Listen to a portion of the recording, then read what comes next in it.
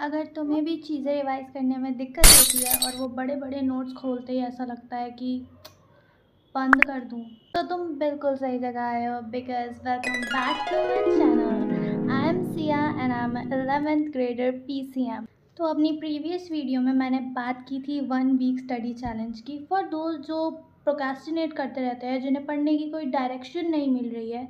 तो मैंने सोचा कि मैं अपना भी आपके साथ शेयर करती हूँ and you know what, I successfully did it. तो अगर आपको भी बिल्कुल भी डायरेक्शन नहीं है, लो ऑफ मोटिवेशन हो, तो आप वो वीडियो जाके देख सकते हो ताकि आपकी थोड़ी सी हेल्प हो जाए। उसमें मैंने बहुत ही रियलिस्टिक टिप्स दी थी, नॉट लाइक कि 12 आवर्स पढ़ लो, 4 आवर्स पढ़ लो, ऐसी नहीं। बहुत ही रियलिस्टिक टिप्स दी थी जिसमें शॉर्ट गोल से हम लॉन्ग टर्म तक चीज़ें सक्सेसफुली कर सकते हैं। तो go check it, like must check it. तो एक ही बात बार बार रिपीट नहीं करते हैं and let's get into it straight.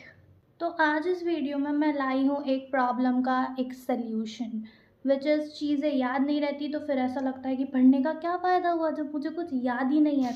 अब आपने बहुत सारी चीज़ें सुनी होगी कि लिख लिख के याद करो तो आपको बेटर मेमोराइज होगा वगैरह वगैरह। वो अगर आप कर पा रहे हो तो यू नो व्हाट, बहुत अच्छी बात है, बट सब नहीं कर पाते। तो अगर आप नहीं कर पा रहे हो फिर आप प्रोक्रेस्टिनेट कर देते हो और फिर बेसिकली आप पढ़ना भूल जाते हो महीनों महीनों तक। इसका एक बहुत ही बेसिक सॉल्यूशन है कि 1 चैप्टर इन 1 पेज। यस, अब मैं इसे थोड़ा अच्छे से समझाती हूँ ताकि आपको ये चीज़ बर्डन ना लगे और काफ़ी अच्छे से समझ में आए। फॉर एग्ज़ाम्पल, इन केमिस्ट्री मैंने चैप्टर 2 ख़त्म किया लगभग 1 महीने में। अब आपको लेनी है एक A4 शीट, जो कि मैं बाद में इस वीडियो में दिखाऊंगी कि कैसे लेनी है और क्या बनानी है। तो A4 शीट लेना, उसमें बस टॉपिक्स लिखना, पूरी डिफ़ाइन लिखने की कोई ज़रूरत नहीं है, क्योंकि यू नो व्हाट, अगर आप पूरी डिफ़ाइन लिखोगे तो फिर आप क्या करोगे, जब आप रिवीजन करने बैठोगे ना, तब आप बस हेडिंग देखोगे, डिफ़ाइन पढ़ोगे, हेडिंग देखोगे, डिफ़ाइन पढ़ोगे, तो आपको ऐसा लगेगा कि मैंने चीज़ें कर ली। बट द थिंग इज़, अगर आप सिर्फ टॉपिक लिखोगे, टॉपिक देखोगे, अपने मन में डिफ़ाइन बोलोगे, तब आपको सच में पता चलेगा कि आपको क्या अच्छे से आता है और क्या नहीं आता है। इस वजह से आप अच्छे से रिवीजन कर पाओ। वरना अगर आपने सब कुछ एक ही शीट में लिख दिया तो आप देख देख के बोल दोगे, फिर आपको लगेगा मेरा बढ़िया रिवीजन हो गया है, पर जब आपके हाथ में शीट आएगी तब आप ब्लैंक बैठे रहोगे, which is not okay, which is not okay at all.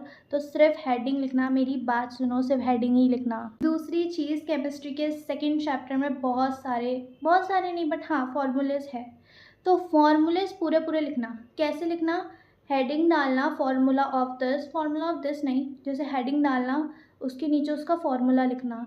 Heading डालना बहुत इंपॉर्टेंट है, वरना जब हम हड़बड़ी में रिवाइज करते हैं तब हम भूल जाते हैं कि ये किस चीज़ का फॉर्मूला है। तो ऐसे ही करके लिखना। क्या करनी है, टॉपिक लिखना है, डिफाइंस नहीं लिखनी है पूरी, क्योंकि एक ही पेज है आपके पास, कितना लिखोगे उसमें। उसके बाद जितने भी फार्मूलाज लिख रहे हो उसकी हेडिंग, नीचे फार्मूला, हेडिंग, फार्मूला।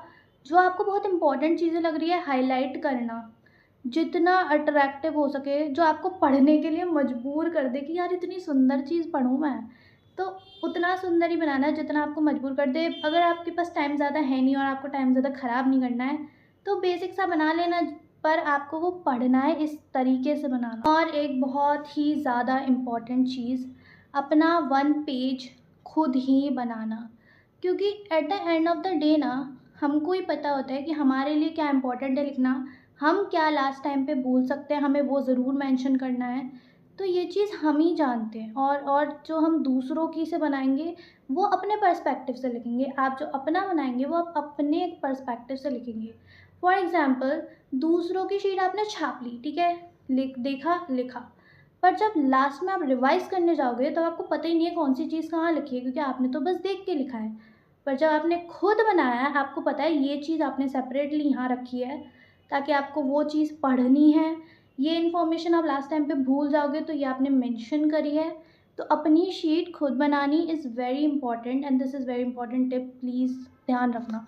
तो ये सारी टिप्स फॉलो कर लेना और अच्छे से पढ़ाई करना फॉर पीसीएम। मैं भी एक टॉपर नहीं हूँ but I am still trying, और मैं अपनी टिप्स इसलिए शेयर करती हूँ ताकि जो मेरे जैसा बच्चा हो उसको टिप्स मिल जाए, क्योंकि सब टॉपर नहीं होते हैं, सब वेरी बिलो नहीं होते हैं, तो कोई एवरेज के लिए भी टिप्स बनाओ। तो हाँ, तो मैं इसलिए सबको शेयर करती हूँ। That's all for today, bye bye, take care.